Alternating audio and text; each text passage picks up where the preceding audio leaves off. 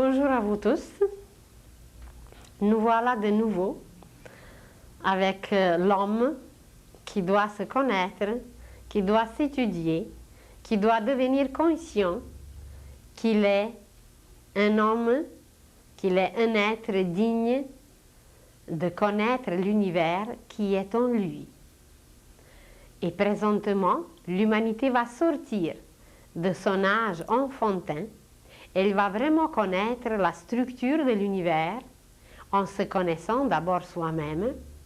Si nous prenons par exemple seulement notre œil, nous nous regardons combien de fois dans le miroir juste pendant une journée. Alors imaginez que déjà dans notre œil, l'œil c'est très peu en comparant avec le reste du corps, seulement notre œil représente symboliquement la structure de l'univers. Il y a la même chose dans l'univers comme dans notre œil. Nous avons tous la pupille, c'est ça le point au milieu? La pupille, tout le monde, peu importe la couleur, la grandeur et le reste, tout le monde a une pupille au centre de l'œil et cette pupille correspond à un soleil qui s'appelle le soleil central ou le soleil spirituel. Évidemment, il n'est pas visible pour l'œil nu, même pas pour un télescope, mais il existe et il forme le centre de l'univers. Par la suite, il y a des milliards de soleils visibles, comme nous les voyons, et le soleil visible qui forme un système solaire, alors ce soleil visible est présenté par l'iris. L'iris de notre œil aussi, peu importe la couleur, peu importe la grandeur, peu importe le reste, l'iris représente le système solaire, le soleil visible. D'ailleurs, il a des rayons comme le soleil visible. Et je connaissais auparavant le mot, comment s'appelle cette partie blanche de l'œil? Là, bien, la prochaine fois. Alors tout le reste où l'œil, où cette structure centrale baigne, représente l'espace ou l'âme de l'univers, et l'âme, par sa couleur, elle est blanche. C'est un fluide blanc, c'est une lumière blanche. Alors aussi, malgré la couleur de la pupille et de l'iris, tout le monde a cette âme universelle, cet espace universel blanc, parce qu'elle est blanche, l'âme universelle, où tout est baigné. Tous les soleils, tout ce qui existe est baigné dans l'atmosphère universelle qui représente la pulpe de l'univers, comme un fruit qui a sa pulpe, qui a son noyau et qui a ensuite sa pelure. Alors seulement l'œil représente déjà symboliquement la structure de l'univers. Le soleil central, la pupille, et un jour nous parlerons beaucoup plus en détail de l'œil, comment la lumière pénètre, comment la lumière est travaillée, quel point existe dans notre œil où toute lumière se rejoint comme dans un focus, comme un laser. Toute lumière qu'on a reçue, elle arrive à un seul point et par la suite, elle est projetée ailleurs. Nous parlerons des cônes et des bâtonnets qui se promènent dans notre œil et c'est grâce à ces cônes et aux bâtonnets que nous sommes capables de capter la lumière d'une telle intensité, d'une autre intensité ou d'une autre intensité. Alors, tout le travail qui se passe dans l'œil, c'est une science inouïe, mais juste en nous regardant dans le miroir, nous reflétons l'univers. Nos yeux reflètent l'univers. Et le soleil central, qui représente le centre de l'univers, qui est une île de lumière. Imaginez une île d'une intensité tellement puissante, une source inépuisable de lumière qui nourrit tous les soleils, qui nourrit tout ce qui existe dans l'univers et tout provient de cette centrale énergétique, lumineuse qui est dans l'univers. Elle est appelée l'île centrale ou l'île Alféola. l'île Alféola représente le centre de l'univers. Et sur ce centre de l'univers existe un gouvernement qui gouverne l'univers, qui régit les lois, même pas les lois, ils régissent les principes. Et il n'y en a pas beaucoup, il y en a 10. Et c'est pour ça que sur cette structure, vous voyez 10 degrés de conscience, 10 ordres angéliques, chaque ordre correspond à un degré. Et nous voilà, les 10e, c'est la Terre. La Terre, qui est le dernier degré dans cette évolution. Évidemment, qu'en bas de nous, il y a d'autres règnes, mais ces règnes n'ont pas encore atteint le degré de la conscience éveillée. Les animaux ne possèdent pas la pensée. Leur conscience est à l'état de rêve, à l'état d'un sommeil avec des rêves. Alors eux, ils ne prennent pas encore place sur cet arbre de vie parce qu'ils se trouvent dans les racines. Ils se trouvent encore au niveau où c'est invisible. Mais dès qu'ils vont prendre conscience dans la future réincarnation de la Terre, alors là, ils vont sûrement figurer aussi sur cet arbre. Il y a ensuite les plantes, les minéraux qui ne figurent pas non plus. Alors, sur cette île centrale se trouve le gouvernement universel, le gouvernement central. Et il s'appelle, dans le langage initiatique, ce gouvernement s'appelle Auguste Fraternité Universelle. Imaginez que vous avez un enfant et que cet enfant commence à aller à l'école. Il est en première année. Et vous, le père, la mère, vous connaissez la structure du pays où, comme par hasard, il y a aussi 10 provinces. Au Canada, il y a 10 provinces. On dit qu'il n'y a jamais de hasard. Je ne sais pas pourquoi il y a 10. Et puis pourquoi il y a 10 degrés de la conscience universelle. Ça, on ne sait pas. Mais c'est déjà là. Et que vous, père ou mère, vous connaissez la structure du pays. Et que voilà, un jour, votre enfant, il arrive, je ne sais pas, 4e, 5e année, et on commence à lui présenter la structure du pays. On lui dit qu'il y a une telle province où on s'occupe de cela et de cela et de cela. Il y a une autre province qui est grande, qui est comme ça, où on s'occupe du blé, etc., etc. Mais avant d'arriver à étudier la structure du pays, l'enfant était déjà pourvu, on s'occupait de lui, je ne sais pas, la circulation, la communication, les autobus, le système éducatif, le système de transport, le système de consommation, tous les systèmes qui existent dans l'État, un seul enfant en profite. Vous prenez n'importe quel enfant, c'est comme si tous ces systèmes existent pour cet enfant. Et l'enfant utilise tout ce qui existe, mais sans être conscient. La structure du pays, les provinces, tous ces systèmes, ça existe, mais l'enfant n'est pas au courant, il n'est pas assez grand pour apprendre, pour savoir, pour apprécier, pour remercier, etc. Alors nous, pareil, on est arrivé à une année scolaire, à une classe, où on peut nous révéler, peut-être parce que nous vivons une époque apocalyptique qui veut dire révélation. On nous révèle énormément de choses. Alors, on nous révèle aujourd'hui la structure de l'univers. Le siècle passé, en Bulgarie, qui est un pays qui se trouve sur presqu'île balkanique, c'est un pays qui fait le pont entre l'Orient et l'Occident. Et dans ce pays jadis, avant la Grèce, avant que toutes ces civilisations merveilleuses ont existé, il y avait un pays qui s'appelait Thrace, la Thrace. Et c'est dans ce pays que les initiations du jadis se sont passées.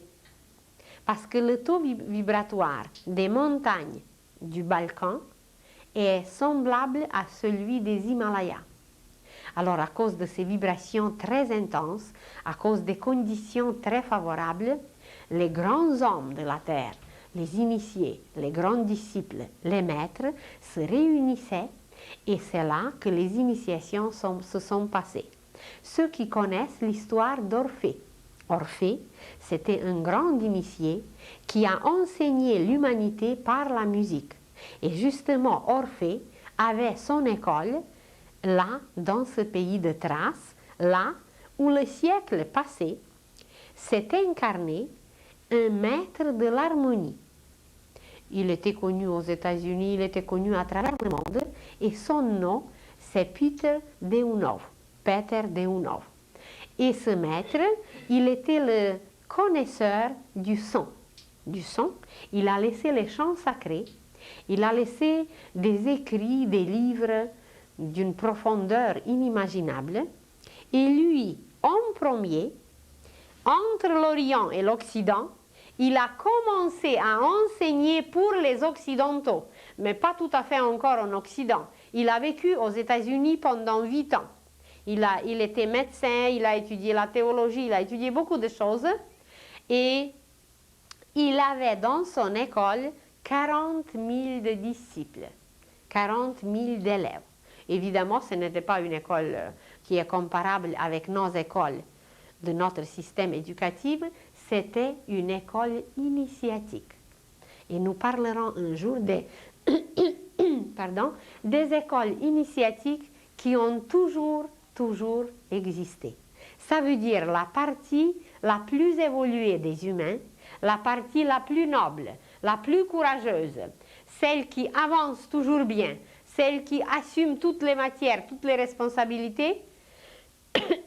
Cette partie de l'humanité a été toujours spécialement préparée à travers les écoles initiatiques. Le mot initiatique veut dire intérieur. Ça veut dire qu'on leur a enseigné les choses intérieures qui ne sont pas visibles toujours pour tout le monde.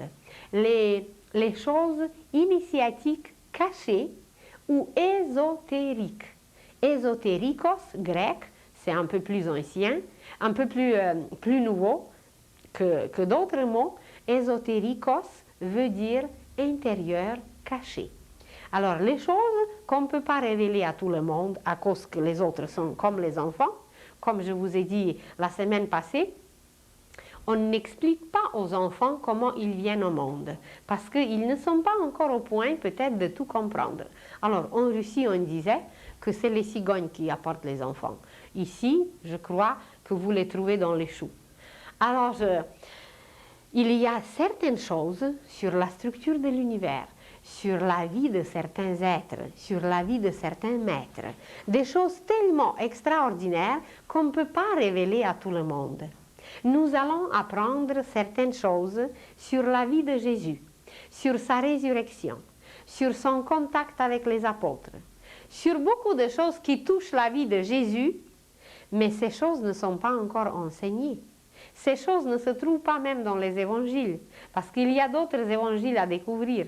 D'ailleurs, ils sont déjà découverts, mais tout le monde n'est pas peut-être encore au courant. Ce n'est pas encore à la télévision et à la radio. Mais ça s'en vient. Dès que nous serons prêts à accepter, ça ne veut pas dire que ça n'existe pas. Ça existe, ça a toujours existé, mais c'est à nous de grandir et d'être prêts pour le recevoir. Vous avez des philosophies, des sciences, des choses magnifiques à l'université, mais un petit enfant, on ne l'envoie pas à l'université parce qu'il n'est pas capable de comprendre. Alors, il existait depuis toujours les universités, les écoles de très haute science, cosmique, universelle, initiatique, mais c'était un peu caché, c'était un peu à l'écart. On ne pouvait pas, tout le monde n'avait pas l'accès. D'ailleurs, dans notre vie, ça se passe pareil. Si vous voulez aller au bureau du Premier ministre, vous ne prenez pas votre bicyclette pour s'y rendre tout de suite. Si quelqu'un a vraiment une bonne raison, c'est qu'il faut qu'il passe par la secrétaire, par un tel, et puis secrétaire. On ne sait même pas qu'est-ce que c'est secrétaire. Secrétaire, c'est celui qui sait taire les secrets. C'est ça la constitution du mot secret et taire. Il y a un verbe et le secret. Alors, pourquoi il faut passer par les secrétaires? Eh bien, parce qu'ils gardent les secrets et puis il y a des choses qu'on ne dévoile pas devant tout le monde. Alors seulement pour rejoindre le Premier ministre dans un pays quelconque, mais ce n'est pas que toute la foule y va tous les jours et que ce n'est pas que tout le monde peut le rejoindre facilement. Et il faut avoir toujours une bonne raison. Alors si c'est comme ça dans notre vie, pourquoi ça ne serait pas ailleurs, dans d'autres écoles, dans d'autres degrés, dans d'autres niveaux, dans d'autres plans, dans d'autres mondes, etc. Alors sur la Terre existaient toujours les écoles appelées initiatiques où on enseignait cette science sur l'homme, sur l'univers, sur tout ce qui existe, sur la nature tout entière. Mais ces écoles n'étaient pas accessibles à tout le monde. Par exemple, le christianisme, l'église de Saint-Pierre, c'est aussi une école extraordinaire. C'est une école divine, mais c'est une école extérieure. Elle est accessible à la foule. Tout ce monde qui va à l'église, qui prie, qui blasphème en sortant de l'église, c'est une autre chose, mais qui sont là, qui font du bien, qui font du mal, c'est la foule. Eh bien, cette église est accessible à tout le monde. Mais si on nous enseigne aujourd'hui qu'au sein de l'église de Saint-Pierre, il existe une autre église qui s'appelle l'église de Saint-Jean. Et cette église de Saint-Jean avait aussi ses lieux. Comme l'église de Saint-Pierre a le Vatican, eh bien l'église de Saint-Pierre a aussi ses lieux. Et même, on apprendra un jour qu'on faisait le pèlerinage à ces lieux. Mais on ne savait pas qu'est-ce qu'il y avait, quelle sorte de force.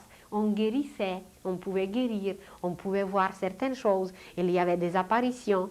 Alors, il y avait des choses cachées que tout le monde ne comprenait pas toujours, mais c'était là.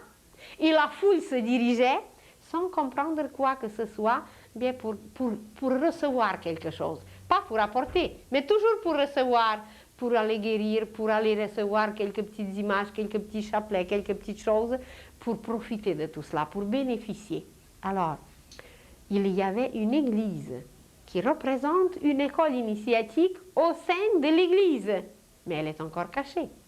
Et une de ces branches de cette église de Saint-Jean, mais par exemple le Rose-Croix, qui était tout bien caché, tout bien camouflé, et qui gardait le noyau ésotérique, le noyau initiatique au sein du christianisme. Ils n'étaient pas les seuls, il y avait d'autres. Mais déjà depuis des siècles et des siècles et des siècles, le Rosenkreuz, qui a fondé les Rose-Croix, eh bien, ils ont ramassé et on leur a confié un noyau, une sémence, quelque chose de précieux à garder, et jusqu'aujourd'hui, ils ont bien gardé tout cela. Alors, imaginez que le siècle passé, en Bulgarie, il y avait une école initiatique. Pourquoi aussi? Parce que 10e, 11e siècle après Jésus-Christ, il y avait déjà certains élèves qui propageaient le christianisme et qui étaient martyrisés pour l'idée du Christ. Ils s'appelaient les Bogomiles. Ça veut dire ceux qui aiment Dieu et ceux qui sont aimés par Dieu. Alors les Bogomiles étaient assez nombreux, ils se laissaient martyriser seulement par l'idée du Christ. Ils étaient remplis d'amour et après ils sont allés dans beaucoup d'autres pays, ils sont allés en Russie, en Tchécoslovaquie, un peu partout pour apporter cette idée du Christ.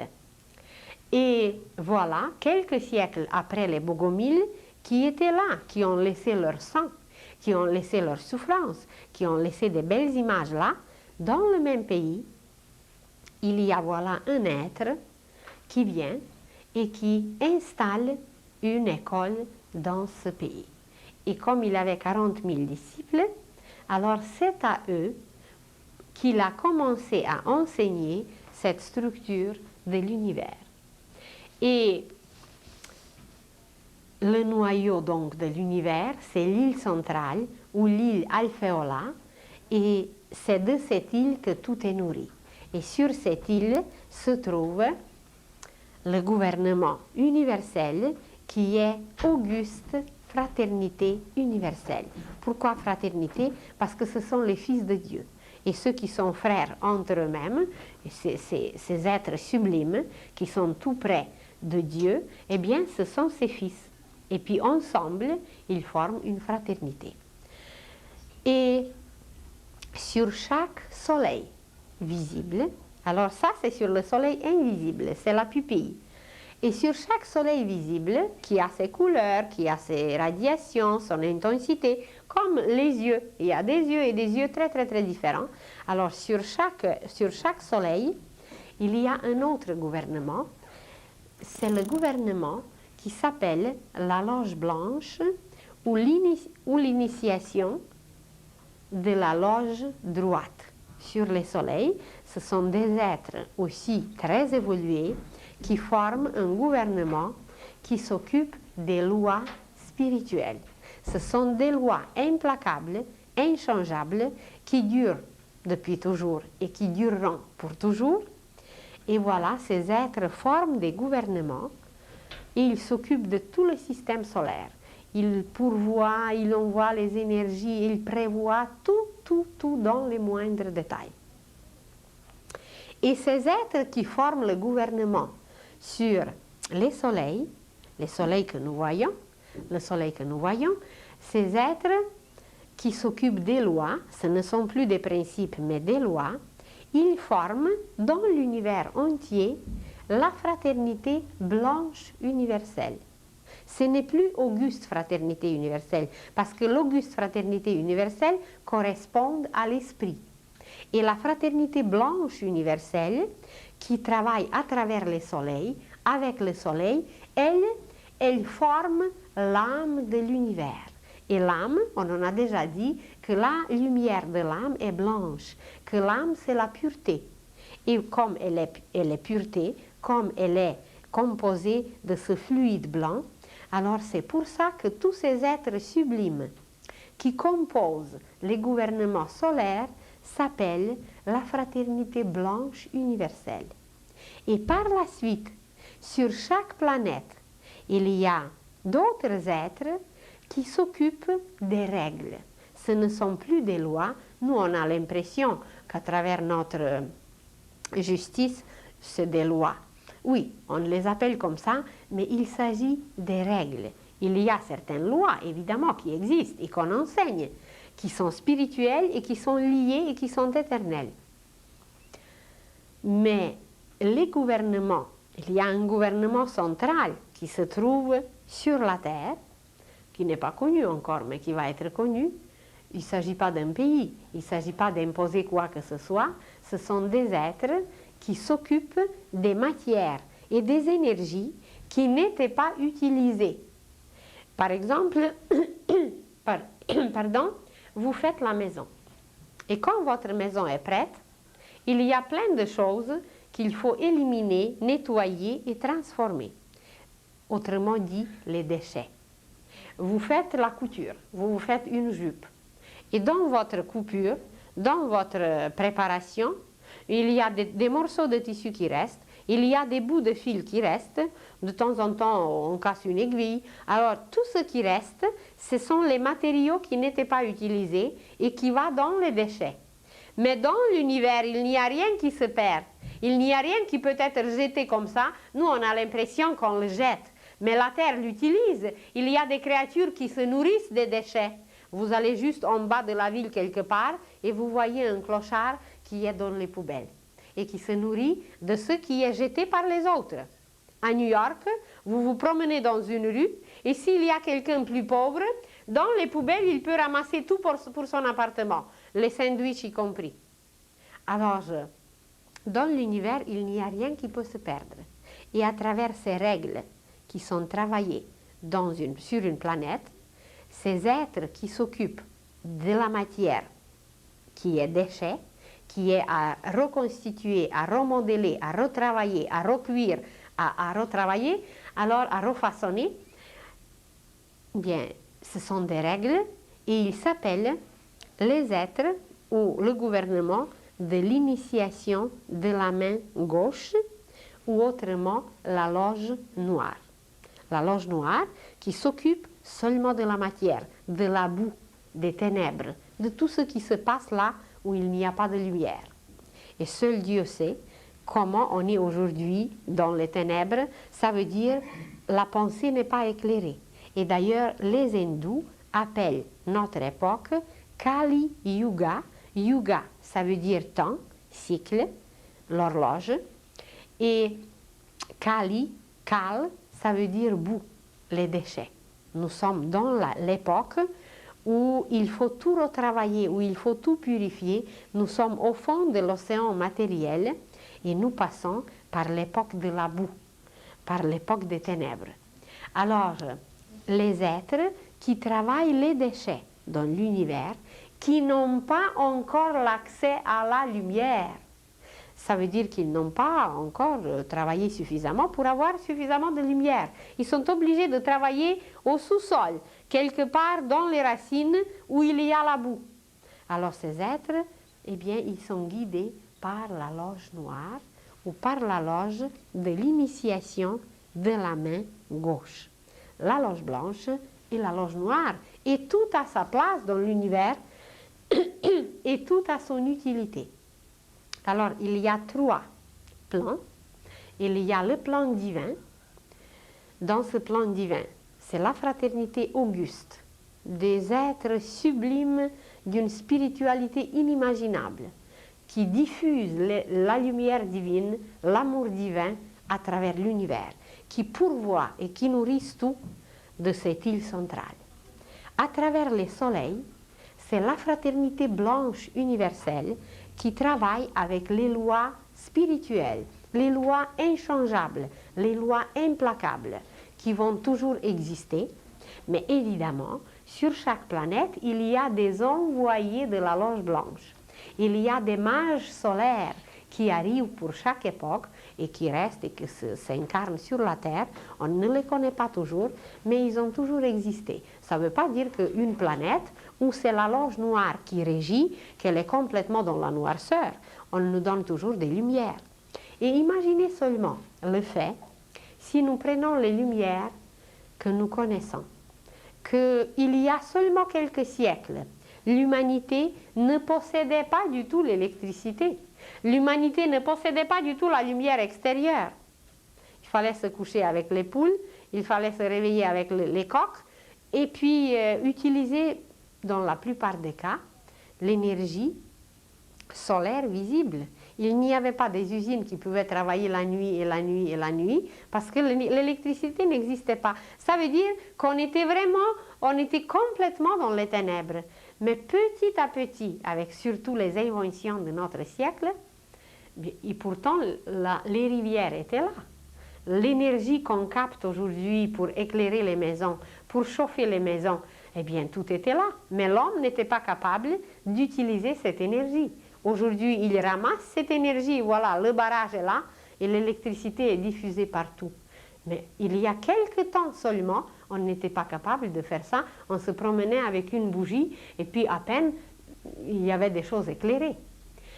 Alors, c'est un peu semblable à notre pensée. Dans notre pensée, ça s'éclaire de plus en plus, de plus en plus, de plus en plus.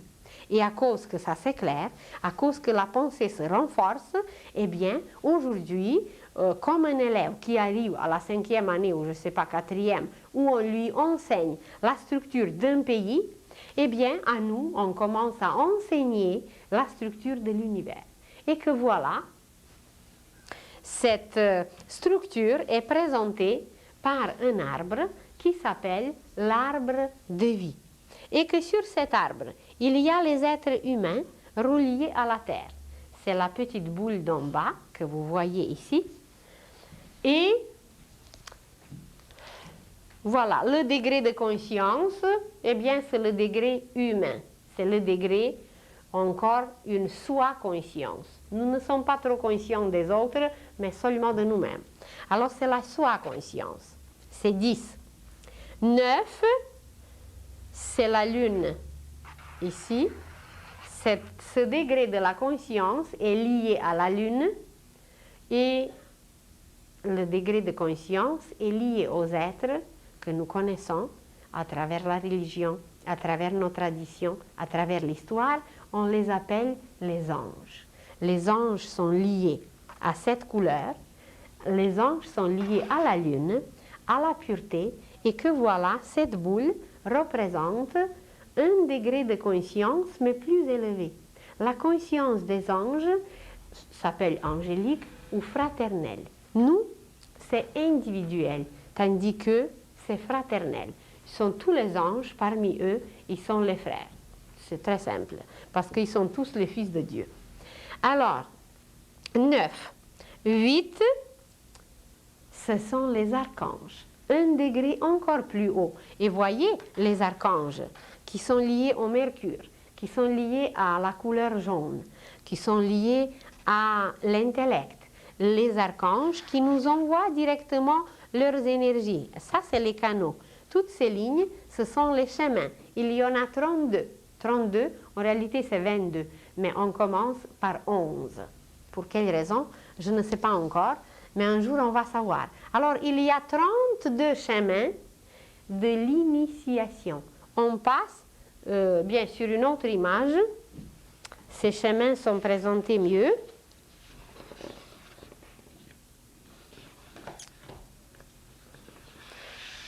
Ici, par exemple, vous allez voir vraiment des canaux. Des canaux, des chemins qui sont numérotés. Numérotés, on peut le commencer par 1, mais normalement, on le commence par 11.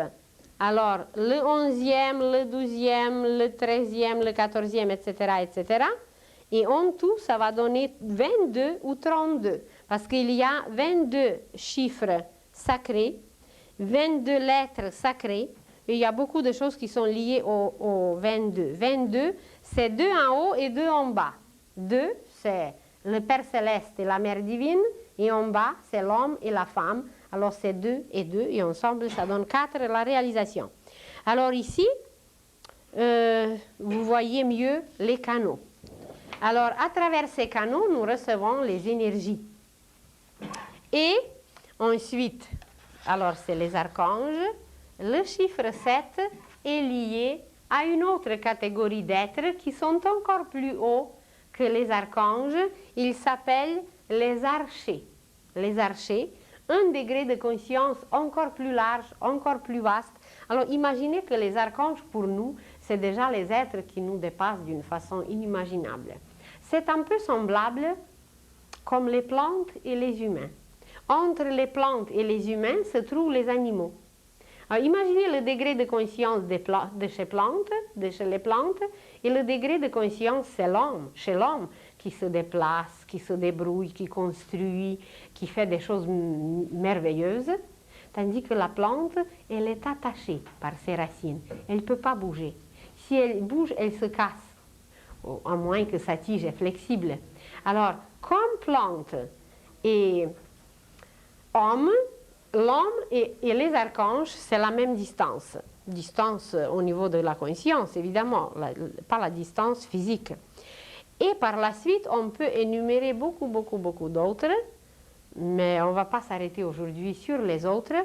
On va s'arrêter sur les deux dernières catégories. Les avant-derniers, vers le haut, ce sont les chérubins. Les petits chérubins, c'est cette sphère qui est argentée et c'est la sphère de l'harmonie et de la musique parfaite. Et la sphère la plus supérieure, ce sont les séraphins. Les autres noms ne sont pas trop connus pour nous. Il y a par exemple des puissances, il y a par exemple des trônes, mais on ne les connaît pas trop. Il y a seulement un fait qui est mentionné dans la Bible et qu'on nous a dit que devant le trône de Dieu, il y avait cet esprit de Dieu qui se trouvait devant son trône. Alors, c'est très juste. Ce qui se trouvait devant le trône, c'était 1, 2, 3, 4, 5, 6, 7. Nous, on n'était pas comptés, et puis les deux supérieurs n'étaient pas comptés. Ça veut dire moins 3. Tous ces esprits se trouvent devant le trône de Dieu parce qu'ils ont participé à notre évolution terrestre directement. Les deux autres hiérarchies ou catégories ont participé indirectement. Ils ont formé par exemple l'arc-en-ciel, l'atmosphère. Ils ne nous touchent pas directement. Nous, on ne peut pas toucher l'arc-en-ciel. On ne peut pas toucher le tonnerre. On entend le tonnerre. Alors eux, ils ont participé un peu plus dans un sens éloigné. Comme imaginez un petit bébé qui vient au monde. Alors il y a sa mère, son père, ses frères, ses sœurs, la grand-mère, le grand-père, et toute la famille très proche participe directement à sa croissance, tandis qu'il y a d'autres membres de la famille qui sont un peu plus éloignés, qui ne participent pas directement. Alors, pour notre évolution, les 7 esprits devant le trône, on nous les a présentés comme ça. Imaginez un trône en haut, quelque part, et devant ce trône se trouvent 7 esprits devant le trône, comme 7 étoiles, comme 7 soleils, ou imaginez comme vous voulez, et que ces 7 esprits devant le trône se trouvent aussi sur notre structure. Seulement, ici, il n'y a pas d'hommes et il n'y a pas de chérubins et de séraphins, car les hommes sont en question. Les hommes, ce sont ceux desquels il fallait s'occuper, et les chérubins et les séraphins n'ont pas participé directement sur notre évolution, mais indirectement. Alors, les premiers qui se trouvent devant le trône de Dieu, ça c'est la Bible, c'est la présentation de la Bible, c'est les esprits qui se trouvent devant le trône de Dieu, tandis que la présentation que vous voyez sur cette autre image, c'est la Kabbale, la Bible et la Kabbale. La Bible nous parle de ceux qui étaient liés directement à nous, parce que la Bible, c'est l'histoire de la terre, l'histoire de l'homme et non de l'univers. La Kabbale, ça oui, ça c'est l'histoire de l'univers où nous faisons une partie valable aux autres. Tandis qu'ici, on est encore des enfants en évolution. Alors, chaque esprit devant le trône, c'est une hiérarchie, c'est une catégorie d'êtres immense, spirituelle, et aussi, c'est un degré de conscience. Alors, imaginez que les premiers devant le trône s'appellent des trônes, et ce sont les esprits de la volonté. Les deuxièmes s'appellent les dominations, et ils s'appellent les esprits de la sagesse. Les troisièmes s'appellent des vertus, et ce sont les esprits du mouvement.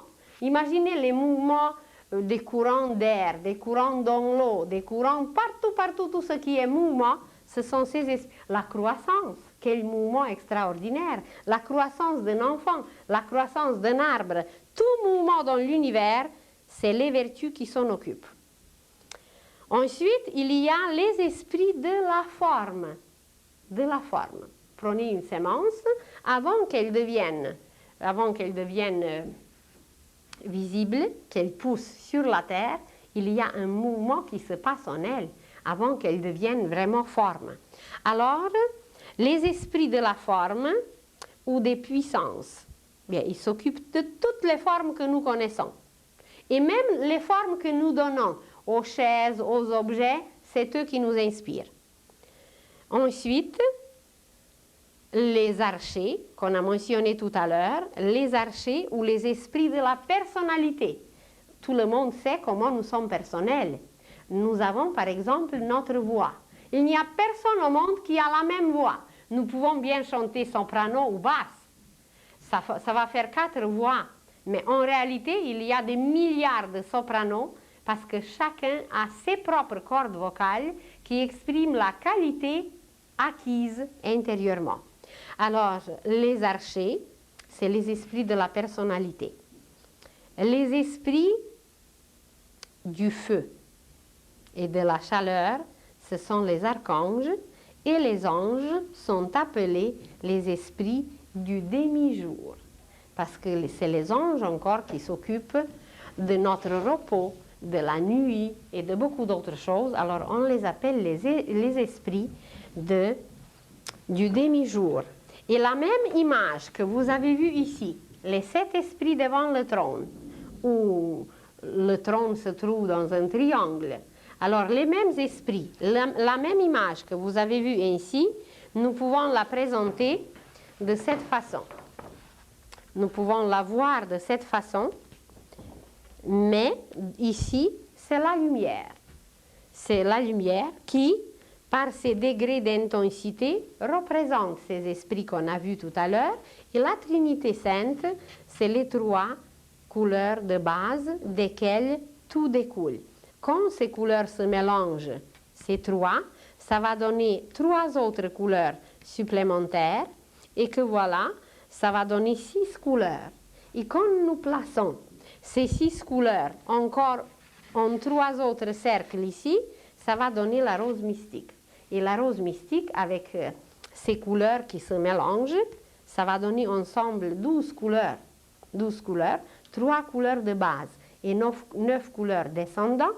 Ça va former les 12 apôtres et le cœur de cette rose, je ne l'ai pas ici aujourd'hui, mais le cœur de la rose mystique, ça va être le Christ. Alors le Christ, avec ses 12 apôtres, c'est la rose mystique formée par des couleurs de la Trinité Sainte. Et que voilà, ces esprits ensuite, si on les regarde comme couleurs, chacun se diffuse en 7 couleurs.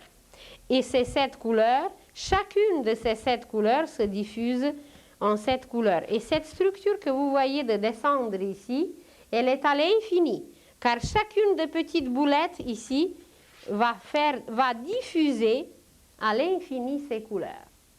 Et voilà, c'est cet esprit devant le trône qui nous présente la structure de l'univers, mais qui est en relation directe avec nous.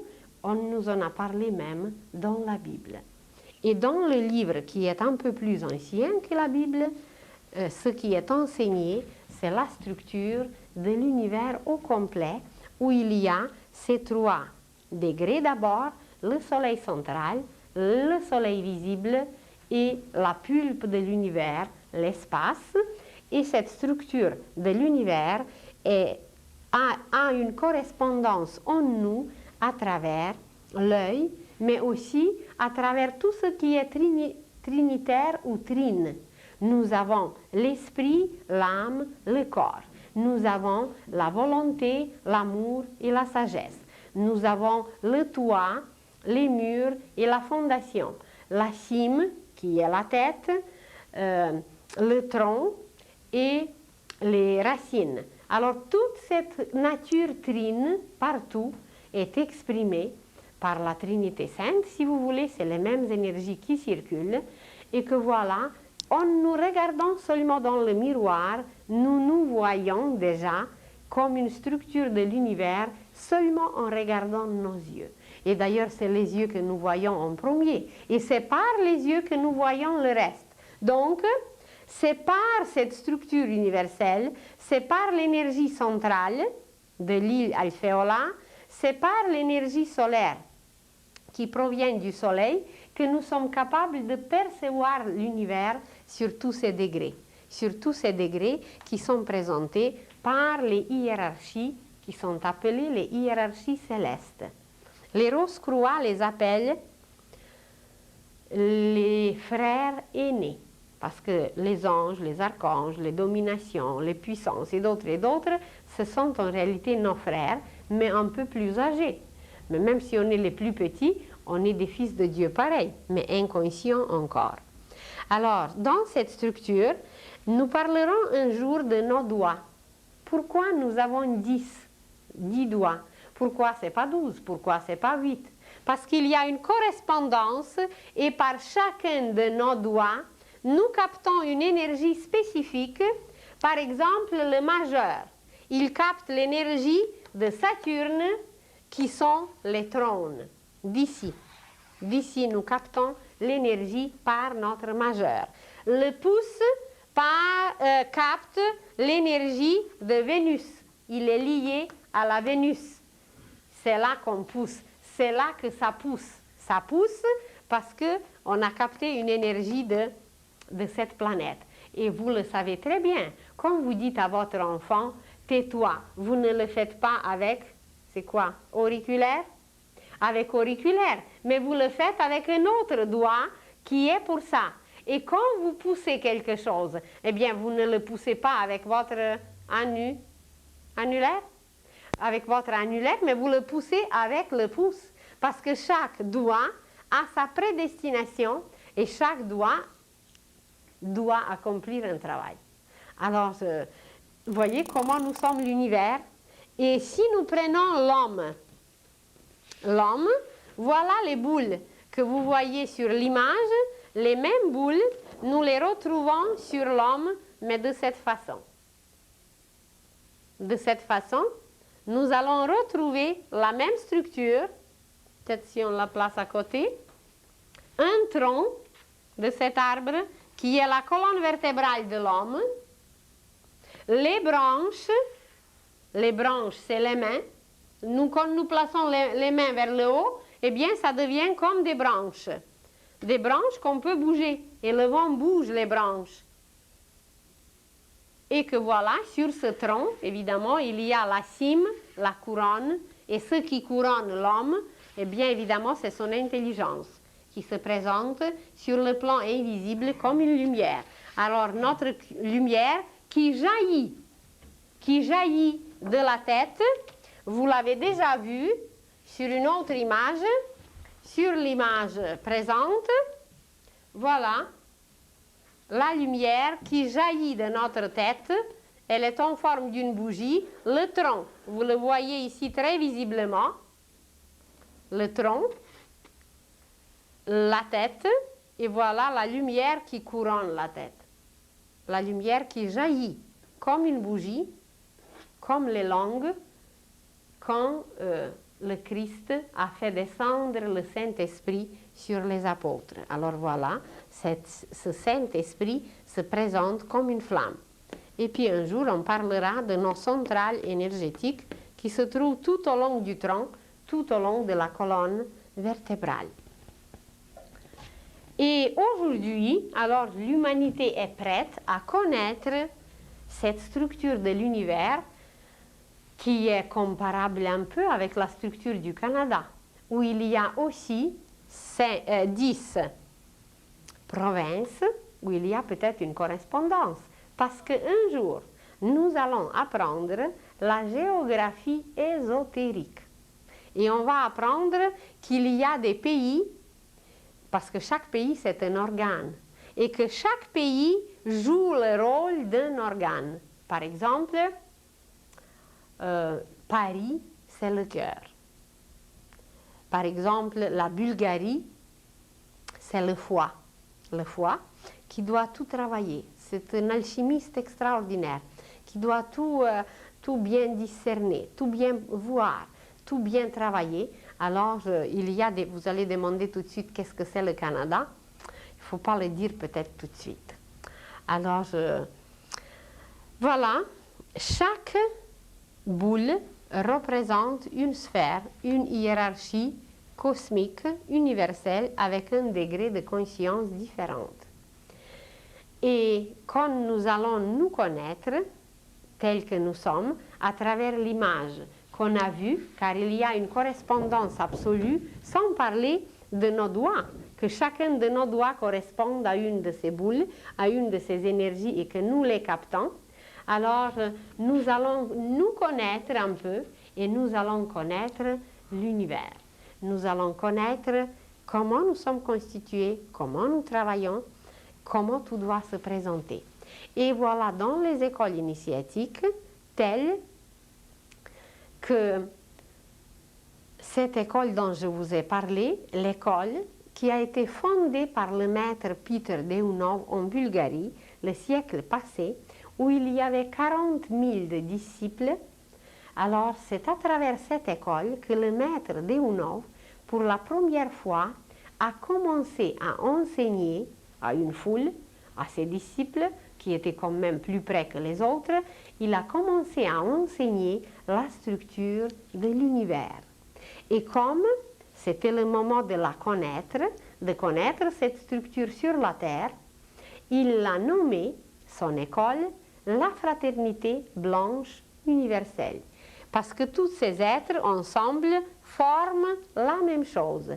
Tous les gouvernements solaires s'appellent fraternité blanche universelle. Blanche veut dire la pureté de l'âme, la couleur de sa lumière.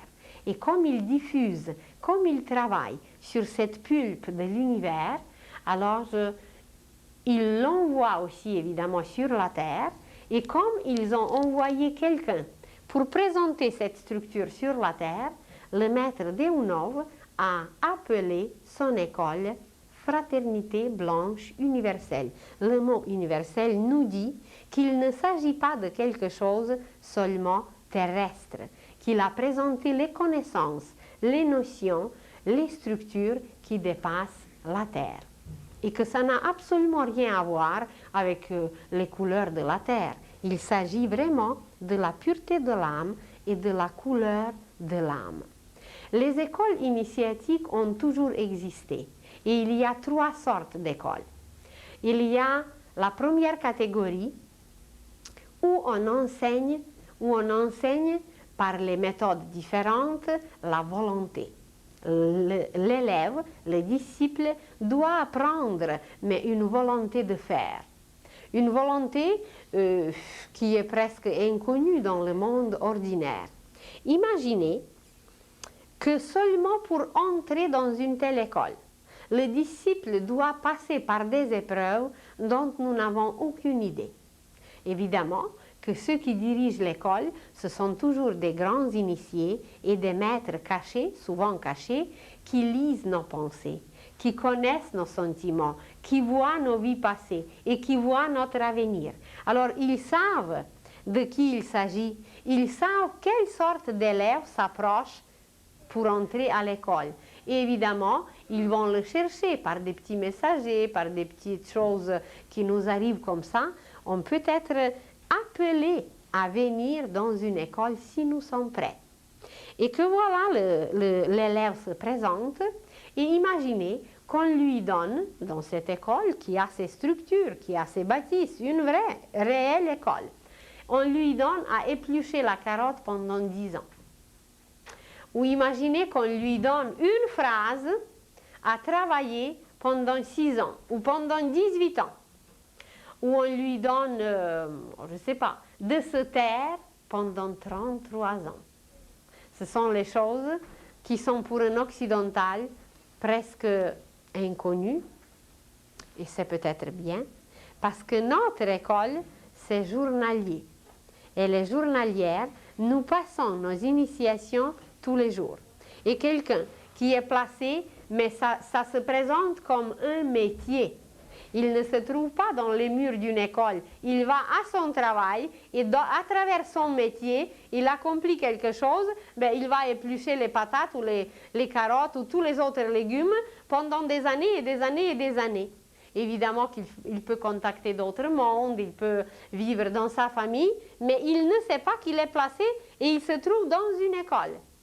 Et nos métiers, et nos travaux, et tout ce que nous accomplissons aujourd'hui, nous en Occident, eh bien, nous passons constamment par les initiations parce que nous sommes dans une école initiatique eh bien, qui est ouverte à tout le monde. Nous, c'est un peu la volonté, c'est vrai, mais surtout, c'est une école de l'amour. La deuxième catégorie des écoles initiatiques, ce sont les écoles de l'amour. C'est ouvert à tout le monde et tout le monde passe par les examens, par les épreuves, par des catastrophes, par des tremblements de terre, par toutes sortes de choses, mais on n'est pas conscient, on ne le sait pas. On est observé, on fait des rêves, on nous amène là, on nous amène ailleurs, on a oublié notre rêve, et puis on n'était pas conscient du tout que nous sommes dans une école. Et vous allez vous apercevoir avec le temps comment c'est vrai, comment nous sommes guidés, comment nous sommes observés et tout ce qui nous arrive, il faut faire très très attention, bien retenir, bien marquer, bien être conscient parce que nous passons constamment par des initiations. Ensuite, il y a des écoles de la sagesse, alors les écoles de la volonté, les écoles de la sagesse et les écoles de l'amour. Les écoles de la sagesse, on s'occupe très peu de chaque élève. On lui donne quelques petites miettes, quelques petites matières à travailler et c'est tout. Il doit s'occuper lui-même de lui-même, mais c'est un développement individuel. Dans les écoles de la sagesse, le développement d'un être est individuel, tandis que dans les écoles de l'amour, le développement est collective. Nous sommes placés en apparence dans les conditions de la vie, mais nous devons contacter nos collègues, nous devons rencontrer notre famille qui ne veut rien savoir de notre spiritualité, qui rit de nous et qui nous considère qu'on est déflayés, qu'on est déséquilibrés, etc. Parce que c'est les initiations. Il ne faut jamais rien imposer, il ne faut jamais rien extérioriser, bien de le garder, de le bien vivre intérieurement jusqu'à ce que le moment va être propice pour l'exprimer sans que ça crée une inharmonie. Il ne faut jamais créer une inharmonie. Alors voilà, on nous présente aujourd'hui la structure de l'univers. Elle était toujours enseignée dans les écoles initiatiques, mais ces écoles n'étaient pas connues. Tandis qu'aujourd'hui, tout dans le monde devient une école. On nous présente, on nous révèle des choses parce que la conscience humaine s'éveille et que voilà, nous sommes beaucoup plus prêts à recevoir ces révélations, à les accepter et surtout les appliquer. Si nous recevons des connaissances et si nous ne les appliquons pas, elles restent stériles. Imaginez que vous avez un grenier rempli de blé et que votre grenier est bien fermé à clé, avec un cadenas, et que voilà, votre blé reste, il peut rester des milliers d'années, comme on a trouvé dans les pyramides dernièrement, le blé depuis des millénaires, il est bien gardé, il garde toute sa vitalité, mais il n'est pas utilisé. Mais si vous mettez un seul grain dans le sol, eh bien, il va reproduire, il va multiplier, il va pousser. Alors, c'est un peu la même chose d'utiliser, de croître et de multiplier aujourd'hui. Et c'est à travers les écoles initiatiques que nous apprendrons comment se comporter, comment vivre, comment penser, comment aimer, comment tout faire dans la plus grande harmonie, avec la plus grande notion, avec le plus grand sens. Et ces écoles existent et ceux qui les connaissent, eh bien, ils y sont déjà et ils travaillent déjà dans ces écoles. Alors, pour aujourd'hui, je vous remercie beaucoup et nous allons nous retrouver dans une semaine, toujours avec ce thème « Homme, connais-toi toi-même ». Merci beaucoup et bonsoir.